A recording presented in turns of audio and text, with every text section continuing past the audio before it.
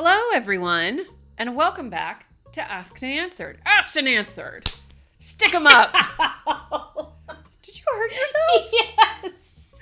A little too zesty. I was way too zesty. Here come the judge, indeed. I'm Chelsea Fagan, founder and CEO of The Financial Diet, and one of two hosts of Asked and Answered. And sitting next to me is Erin Lowry. Co-answerer. That was a tongue twister you said last time. Yeah, Other half. Co-answerer. Of the famous, only watched financial show on YouTube. The only one. The only one. We did it, guys. We slayed the dragon. We defeated Rave Damsey. You know, we're talking about finances big and small, where no question is, as they tell you in elementary school, no such thing as a stupid question. We just might make you feel as such in our response. Well, I wouldn't, because I guarantee you that I have made worse financial decisions than anything you can throw at me. Oh, you think some of the shady answers don't make people feel silly? Maybe. I did famously tell a woman she should leave her husband, which started a bit of back and forth in the comments, but you guys largely agreed with me. I mean, we have turned into divorce court on more than one occasion. The role I was born to play, divorce court. What are we talking about today? Guilty. I don't even know. Big picture finances. Let's go. I want to host a Judge Judy style courtroom show, but I have one of those squeak toy gavels. It's like beep. Only if Mona's like sitting over here With as a her court typist, maybe. With her Ruth Bader Ginsburg. I dissent. Remember when she hastened the dissolution of our democracy by refusing to retire? Again, let's go in a different direction. We're getting too dark too fast. I just must to say, shout out to those people who had her officiate their wedding during peak COVID and then she died a week later. I hope those people never know peace. We weren't even having weddings and people were like, we're going to bring the oldest, most vulnerable person in our government to come officiate a wedding of like 100 people. Anyway, big picture finances. And now look where we are. Okay. Bye, Roe v. Wade. It was nice knowing you. All right. I know. It's dark, but this is the reality. Hasn't even had half of her coffee yet. If I'm being honest, this is coffee number 2, and I haven't been drinking much coffee lately. Although the first one was small and low in caffeine. But yeah, we're tweaking. I feel like Jax Taylor. Talk about darkness. Shout out The Valley. Borderline unwatchable and yet still so watchable. And still so good. It's still so good. Okay. As always, we are here to answer your, this time, big picture financial questions. But before we do, we're going to get into our beloved sponsor, Advisor.com. So if Advisor.com is relevant to basically any of these episodes, I think it's really relevant to this one because a good financial advisor, which is something I use and love, is very, very good when it comes to helping plan out your long-term finances and your big financial decisions. Essentially, all of them we go through our financial advisor to get his opinion on and to get him to help us kind of make the best smaller and shorter term decisions that can help create the conditions for the big picture life that we want to live. I think a lot of times we tend to think about big picture finances as being kind of separate from our day-to-day money, but really they are one and the same and they feed into each other in any kind of healthy money planning. But an advisor, a financial advisor, is a really good thing to help you do that. And if you have been feeling like you really have to wait to already be very wealthy to need or even be able to access one, I would highly encourage you to check out Advisor.com because they work on a flat fee model, which is much more accessible and also means that they work for you and not commissions. Many of their clients actually come from the TFD community at Advisor.com, and a lot of them are, younger adults. They don't have a ton of assets yet. They're kind of more starting out on their big picture financial journey, but want some help along the way. So if you have ever been thinking of speaking to a financial advisor, it's totally free to set up a call with them and just talk through your questions. Click the link in our description and get that started. I highly endorse it. All right. So getting into big picture finances, the first question asks, we got a lot of bullet points from this girl. So, okay, I've recently co-inherited property, and while I don't have the official numbers yet, this will very likely net me $500,000 to $750,000. I grew up poor and was scraping by, and while my financial literacy and responsibility have improved, thanks TFD, you're welcome. These are still unthinkable numbers to me. My current situation, I'm 34, Canadian, accounts differ slightly. I'm partnered but child-free. I'm 8 years into a mortgage with a good rate, casually looking for a home that's more us, but no rush there. I have a pension plan with a current employer, plus a locked pension with a past employer, emergency fund of 3 months, and only debt is mortgage. but I've never had enough money to even think about the bigger picture, so I'm having trouble visualizing how best to use this. I plan to get braces, max my tax advantaged accounts, and strengthen my emergency fund. But what else? If I can just say this, and this is not a plug, you're probably the ideal candidate for a financial advisor, in my opinion. Yeah, for sure. Get a financial advisor. And even before you go into that meeting, you and your partner should separately sit down and journal about what you would like your lives to look like. And then come together and have a conversation and see where the overlap is, where the differences are. Because I want you to think more about, like, you're doing all the right things, right? You got all the basics down. Right now, it sounds like the one luxury you're going to do is give yourself braces, which I think we could splurge a little bit more on top of that. You know, as somebody who did gold braces. Yeah, well, somebody who did Invisalign as an adult, I get it. But I would love for you to allow your mind to just think about what in your best version of life do things look like. And like, let's stay realistic, right? We get so much messaging around, you know, people who are living these like extremely extravagant lifestyles. But what is your best life within financial reason? But what does that look like? Does it, you know, include traveling a certain amount, going out to eat a certain amount, indulging in a certain type of couch, upgrading your wardrobe, being able to contribute to charitable organizations that you love, getting a dog? Like, what does it look like to live your best life? And also include your partner in this, but I want you to think about it separately first and then come together and read or talk, but I love the idea of writing it down and reading it aloud. And using that as a basis to start your goal planning and kind of conceptualizing. I'd also release thinking about the number too much when you're journaling through this, because I feel like your brain, and mine would kind of do the same thing, is already thinking like, okay, well, I could do $250,000 here into this goal, and then another $100,000 here into this goal, and then maybe we'll set $50,000 aside for this goal, and you're just trying to chunk it out, as opposed to really giving it a full holistic look at what it can do to change your life. And yeah, I'd for sure put some of that aside to splurge, whatever's been a big thing that you've wanted to do. When it comes to also setting some money aside to splurge, I'm not going to give you a number because I don't know your overall financial picture, but it sounds like you don't have debt outside of a mortgage, which is hopefully quite reasonable. Also sounds like you want to move at some point, so maybe paying that off in full doesn't make the most sense right now. But if you're going to inherit $500,000 to $750,000, I personally would probably put at least $20,000 aside to do some nice living. What would you do? 10%. All right, there you go. Well, because it's not like you're young, you are earning good money, you're putting money away for retirement, you don't have debt, you have a low interest rate mortgage. Like, you are definitely in a position. Now, to be clear, for the average household, it's still that chunk of that windfall, which is amazing, is still not enough to retire on. So you're not like FIRE technically, but you are so far ahead of the game financially now that like I think 10% is more than fair of that. It also like it speaks so highly to just the, you know, if you play it right, you're in the best position ever because you're so used to living in a frugal way that, you know, your mind immediately is like, could I splurge on braces? Which is like so many people who have access to the kind of money you're talking about, their lifestyle creep is already so high and their spending threshold is so high that may not even be a lot of money. Like I feel like once a year, like Bloomberg or Fortune or whatever will run a story about like some couple on the Upper East Side who earn a collective $500,000 a year and are living paycheck to paycheck. Very, very common in high cost of living areas, especially. And it just speaks to the fact that like, you know, as your social groups change, as your lifestyle changes, as so many things happen, or if you were born used to having that kind of financial luxury, like that money can go fast, but you're in the position where you really treasure it for the freedom and the privilege that it is. So hats off. And I totally agree that like dream bigger, not crazy, but like we can go beyond braces.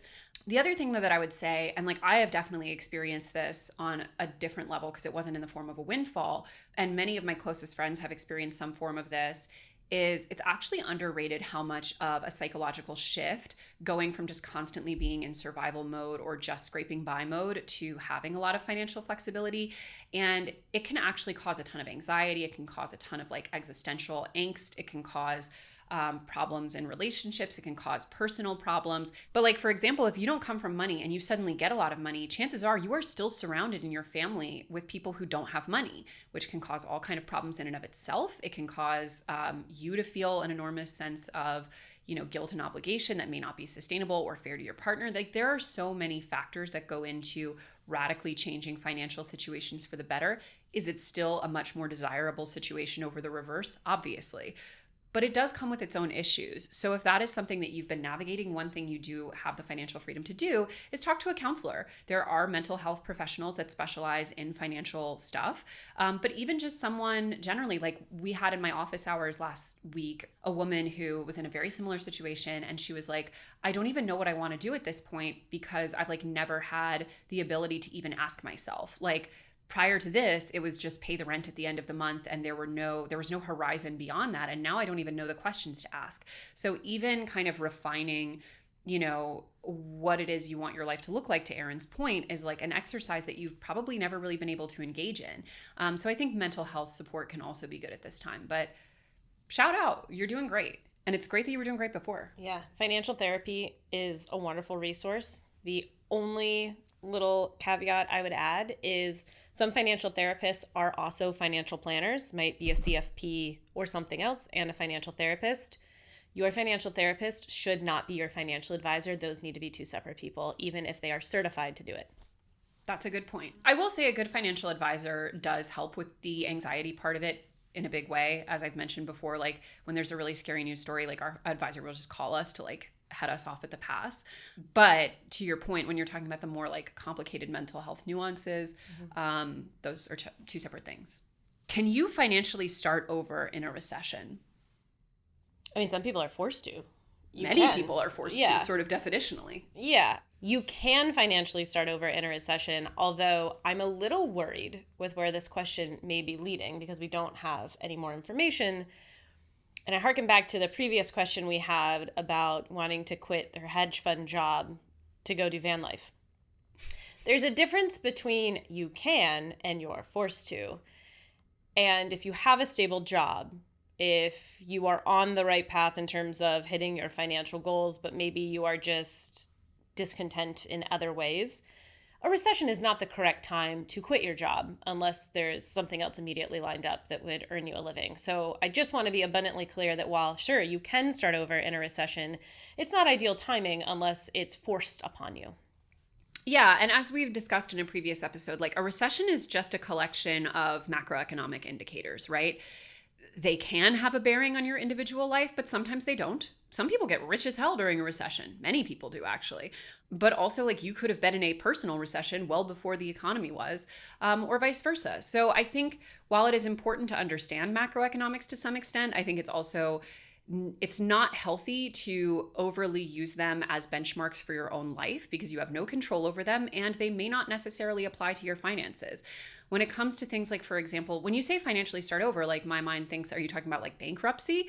Because to Erin's point, like many people are forced into those positions during a recession, a business going out of business or, losing a home. Like all of these things are, they do happen quite significantly during a recession or depression. But can you financially start over? One must if one is in a position of financial ruin, and that happens when it happens. And, if you're asking about timing, it's like, well, don't time it. Just try to not enter financial ruin if at all possible. How do I decide if I'm financially ready to have children? For context, I'm a 31-year-old woman living in the Bay Area. My husband and I have been married for 2 years, and we both have good jobs earning a combined $170,000 a year. We currently rent a 2-bedroom apartment and have an emergency fund plus about $60,000 saved for retirement. It feels like having a kid will mean that we'll never own a home, but I don't want to keep delaying it indefinitely when we've been wanting to start a family for a while. Are we ready? Well, what's more important to you, being a homeowner or being a parent? Like, that's the first question that I would have. It sounds like being a parent. I also just want to be super clear that it is not a prerequisite to own a home or to live in an actual physical house before becoming a parent. The number of people outside of truly New York City, where a lot of people I know are renting and living in apartments and parents, and it's great. You don't need a ton of space. You don't need a yard. You don't need all of these other things that I feel like we've been sort of tricked into thinking are prerequisites to having children in the first place. So absolutely, you do not need to be homeowners first. Now, if being a homeowner is the end all be all goal in your life, and having a child is something that sounds like it would be nice, but is not the number one goal, that's a more nuanced conversation. So when it comes to actually being able to afford having a child, one, thank you for thinking about it, because there's a lot of rhetoric around like, oh, you'll just figure it out. All right, to a degree that's true, but it's also really nice to have financial stability and be able to also provide that for your child. So if that is the way that your brain is thinking, I love that for you, and I love that for your future self and for your future child. There are a lot of unexpected costs associated with having a child and being a parent, but there are plenty for which you can prepare, including what is the cost of daycare in your area? What is the cost of school in your area? Are you comfortable sending your child to public school in your area? If not, how much is it going to cost to send them to private school? So those are kind of the childcare faction, or the childcare factors are the big costs for a lot of people. Are both of you going to be able to stay in the workforce? How good is your health insurance? Are you going to have to cover any part of your pregnancy and or delivery? If your child ended up having some sort of medical issue, is that going to be fully covered by your health insurance? Make sure you're on the right kind of health insurance that you have access to for yourself and for a future child through this process. So those are all things you can start with. There are also so many ways to cut costs when it comes to having kids. You said that you live in the Bay Area. I guarantee you there are amazing Buy Nothing groups on Facebook or similar social media platforms that you can get into. The amount of stuff that I have gotten off of those groups that were barely, if at all, used. I have spent maybe a couple $100s on clothing for my child in her entire first year of life. And that was because I splurged on some things around like Christmas and special occasions, because almost all of her clothing are hand-me-downs. Like there's just such an ecosystem and this, free economy around a lot of child products. If you're comfortable with that and it can save you a ton of money, is also better for the environment. And I would do a low information diet on certain parts of parenting and pregnancy, because man, you can be fooled into thinking that you need every gadget, every super expensive thing. You don't, especially if you live in a smaller space. One of my favorite hacks, a friend of mine, first of all, she never had a monitor because she lived in a small home. Like she lived in a ranch style house, and she goes, I can hear my child. Why would I need a baby monitor? But my favorite is, I asked her, oh, do you have a sound machine? Do I need one of those? She goes, just get a clock radio and set it to a station you don't get, and then it's just white noise. So there's that version. And then there's the version of my friends who have all of the apps that do all of the tracking and assess their child's breathing in the middle of the night, and you can weigh them and all of these other things. So you decide which path you want to go down, but one is much cheaper than the other, and frankly, maybe better for your mental health. And that's my stump speech on that. Erin has given a very thoughtful and practical answer. Thank you for that, Erin. Oh, no. Now, I'm so sorry. No. It's very good, and I'm glad that you saw that, because I think that will be of some help. Now I'm going to go on a small rant, because with questions like this, and I'm going to say this as a coastal elite, right? I am a coastal elite through and through. But when I read questions like this and when I hear things like this, I'm like, there are two Americas. There are two Americas, and I feel like in this moment, it's like that's so Raven moment where I'm like, no wonder people hate, Democrats on some level, because we have, and this is something that like, you guys know I have very mixed feelings about Ezra Klein, but he talks about this a lot, where like we have created these liberal enclaves throughout the country. And I assume if you're writing to TFD and you live in the Bay Area and you're everything you described, you're a liberal. We have created these enclaves where essentially the parts of our country that purport to be of the left, where we are a more community-oriented, a more socialized democracy, all of these things, especially as it pertains to things like social programs, are fundamentally unaffordable for the vast majority of people in those areas. you described your financials. You are doing better than probably, I would say, 92% of the country. You are amongst the top earners. You are amongst the most financially secure, amongst the most employable, most likely. And you're asking yourself, am I ready? And you're cycling through all of these different scenarios and, all of the questions that you described asking yourself. Worth remembering, 90% of America does not do that when they have children because they can't do that, because they don't have the luxury to do that, because they are earning a fraction of what you're earning. And there's just not the idea of even optimizing for this future point of financial security. That's not possible. And in these, these centers, these hubs of, American urban liberal life, like, we've created this sort of parallel universe where all of the people in these spaces, they're earning vastly more than the majority of the country. They are vastly more resourced. They have more access for their children. They have more social programs for their children. They have, generally speaking, better schools. They have all of these things. And even earning $170,000 a year are questioning whether or not they're even ready. So I do think it's important to take a step back, be like, whoa, you guys, like, these solutions have to be political, because if we're at a point where people earning what you're earning are biting their nails like that about being able to afford a child, things are upside down economically. And also, I think that part of that is the city you live in, because the Bay Area is quite expensive. But part of it is also the expectations we have for our children and what it means to raise them. I'm walking around in New York City, baby. You see these kids, you're like, I don't know if that kid needs all that. Do you know what I mean? Whereas, like, think about how the vast majority of this country lives, not just the children, but all of them. So I think it's worth also stepping back and seeing to what extent are some of these things self-imposed? To what extent are they about lifestyle creep? To what extent are they about, factors that are optional? If you're everything that you described and you are taking the time to really rack your brain about whether or not you're ready to have a kid, your kid's going to be fine. It just will. You're both educated, you're high earners, you're living in a place with tons of resources for that kid. You're living in the California just became the fourth biggest economy in the world. It's probably going to be the third, because Germany's in a time of very slowed economic growth due to the automobile industry. California is richer than like 90% of kings that ever lived. And you're already amongst the higher percentile of Californians.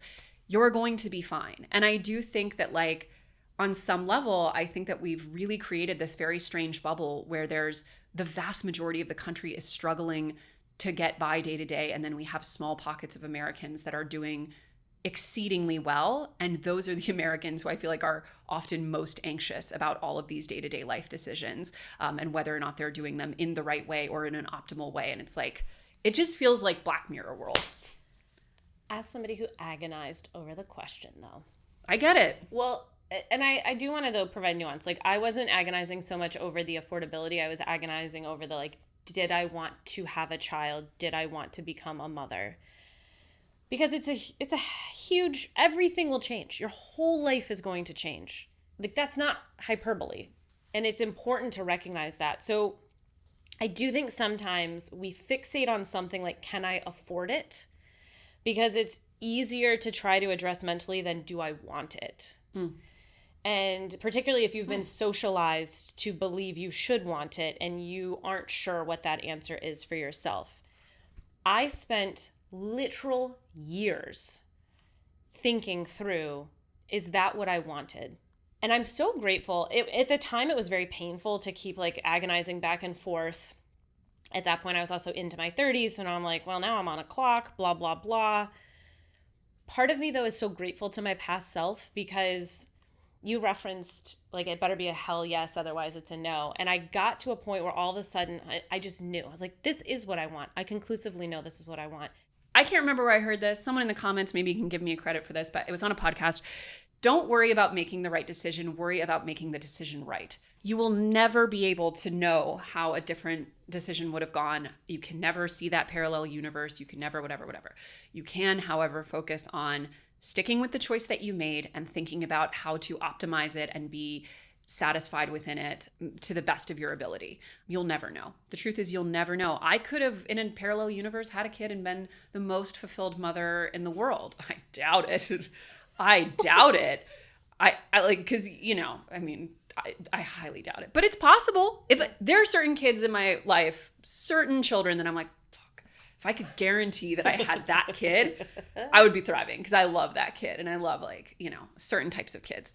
But you don't know what you're getting. You do not know what you're getting. You don't know what your experience is going to be through pregnancy and delivery. You don't know. Like, there's so many unknowns. You will agonize to death. And I very much agree with your point about if you are having a rough go of it and you thought very thoroughly too, like, that's not trying to admonish anyone's experience. Just saying that the fixation sometimes is misdirected, in my opinion. Oh, that I totally agree with. And I think you really spilled when you were like, you're focusing on that because it's an easier question maybe, which I think is very true. And it's a lot more intellectual than it is emotional or philosophical. Yeah. But also, even if you think about like the idealized other situation, like I think about, you know, a friend that has what I consider to be like the ideal type of child to have. I'm like, that kid is probably that kid because of the way she is as a mom. And I wouldn't be that mom. So I wouldn't probably get that kid. You know, I would get a different one. And so that's true of all life choices. And maybe if you were to wait 6 months or 6 years and a different financial situation, maybe certain things would be better, but other things would be worse. You just never, ever know. So at some point you got to stick with it and make the decision right. But as I said, you're doing better than 90+% of Americans. You'll be fine. Okay. Last question. I would love more conversation exploring how difficult it can be to watch family members or close friends make poor financial decisions. How do I set boundaries, talk about it or not talk about it, etc.? We are in two different camps, I think, a little bit. Oh, wait, how so? Well, we're from two vastly different situations also. Well, yeah, that part's true. Family members especially. Like, yeah, but I mean, with friends, I'm going to say maybe sometimes I don't intervene as much as you would maybe give your opinion. I don't intervene on my friends' decisions. You don't give your opinion? If they ask for it. Okay. Okay. We can't put this on camera, but there are certain things, yes, I've expressed myself. But that's not you making a poor financial decision. No, not just me. Like, I think if I am asked, I give my opinion. I do not give unsolicited financial advice to my friends, with a few rare exceptions. I do sometimes do that, I'll be honest. If I'm really worried about them, yes, I will. So, and I would say, like, been. One of my exceptions does tend to be around making sure that you are legally protected over something. So, obviously, we know I stand a prenup. Prenups do not make sense for everybody, but there are other considerations that I have seen certain friends go through where I will just say, I do have to bring up that if this decision gets made, these are the potential legal consequences of this decision, particularly buying a home together before being legally married, commingling finances, paying off somebody else's debt, especially if you are not legally married, co-signing on someone else's debt. So I will bring up like, hey, I just want to make sure that you understand the actual legal implications of this move, and just making sure that you're getting the paperwork to have yourself be protected if something goes wrong. Outside of that's kind of the only time I give unsolicited financial advice. Otherwise, I usually wait until somebody asks me. Now, the number of times that my antenna has perked up at a party because I've heard a comment about money and I'm just like, and I'll just eavesdrop until maybe somebody invites me into the conversation. Is a little different. I gave unsolicited financial advice yesterday, so I think I have to walk this back. But here's the thing. If someone's going to be close friends with me, because I'm not doing this with acquaintances at parties, okay? But if someone's going to be a very, very close friend to me, I think they have to understand that part of the deal is like if I hear them say something financially that I'm like, skirt, I'm gonna speak up. Notably, I was at dinner a couple weeks ago with a woman who has extremely significant financial assets, dating a man who does not. And she was planning to just go ahead and have a kid. With no paperwork in place. Yeah, and so I was like, there too. I was in that very chic upscale jazz bar. Like, no, I was like, you get that man to sign a stack of paperwork with one of those flaming quill pens that the devil gives you because do not think. I was like, you'd probably be even better. You would be way better off if you were married because you would have had a prenup in place and you would have had, but that man could ruin your life in custody court for the rest of your life. And I am not saying he's one of those men that will do this. Like, not to say he's one of these cases, but just because you're not married to someone does not mean that they will not have a strong ability to really make your life hell financially. And especially if they have enough assets, they'll be incentivized to do it. So all of that is to say, I practically leapt across that table. I was like, truffle fries be damned. Don't you have a baby with that man until you get some paperwork in place. But so yes, I do that. But I think ultimately, in the case of a friend, if she decides I'm gonna just, have this kid with this man and que sera, sera, I don't really care. It doesn't change my life. I don't think she should do it that way, but it doesn't change my life. Family members are very different because ultimately a friend, even a very close friend,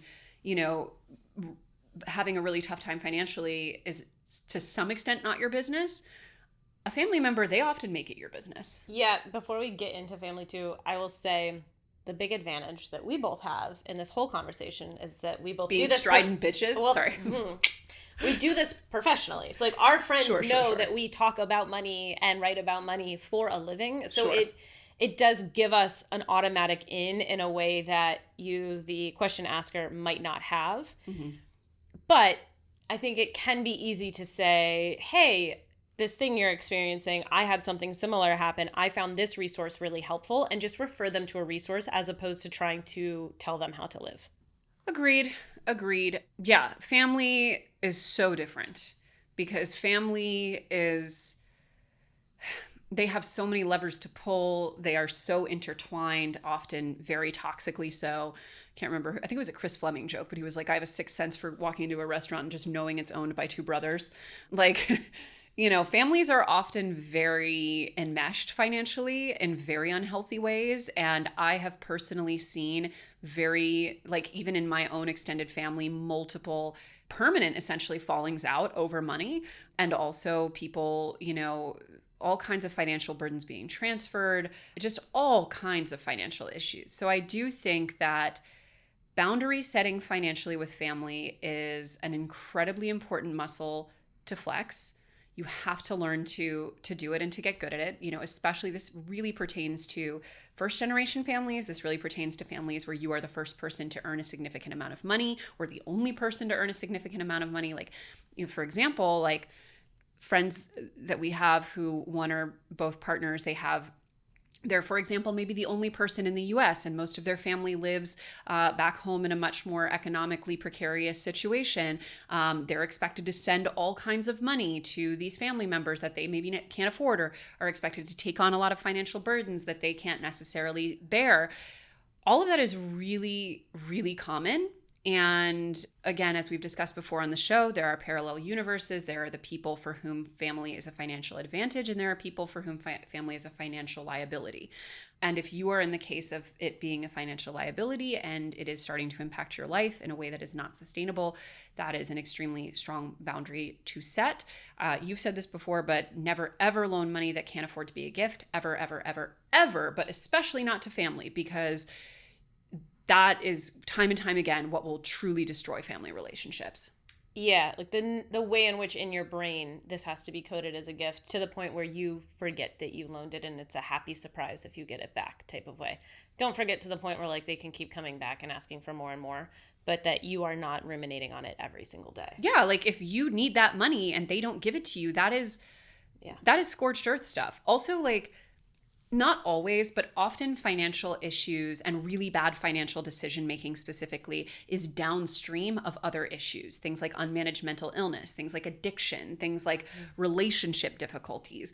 Often the financial chaos is a symptom of something that is happening. And so I think it's also important to remember that if you're seeing, for example, a close loved one who's making terrible financial decisions over and over, understand that even if you were to solve the finances of it, you actually probably won't solve the problem, because it's probably something that's driving them to do it that really has nothing to do with money at the end of the day, that it's just an outgrowth of that. For example, like there are many people who, have these decades of incredibly chaotic financial decisions and later on in adulthood perhaps are diagnosed with a mental illness that they didn't know that they had. And then once they get on medication and once they're properly regulated, they're like, oh my God, I can't believe I was doing that. I know someone very closely who that was the case for, and she was diagnosed bipolar much later in life. And like, basically had to completely start over financially at 50. But all of that is to say, like, you can't solve for the finances without solving for the underlying issues that are causing the financial chaos. So don't conflate the two. And for those for whom family is a financial asset, it's also not uncommon to see that get used as a means of control, especially parents to children. So it's parents to adult children, I should clarify. So it is also important to know how to set boundaries on both sides for yourself as well. Asked and answered. As always, thank you guys for tuning in, and we will see you next week.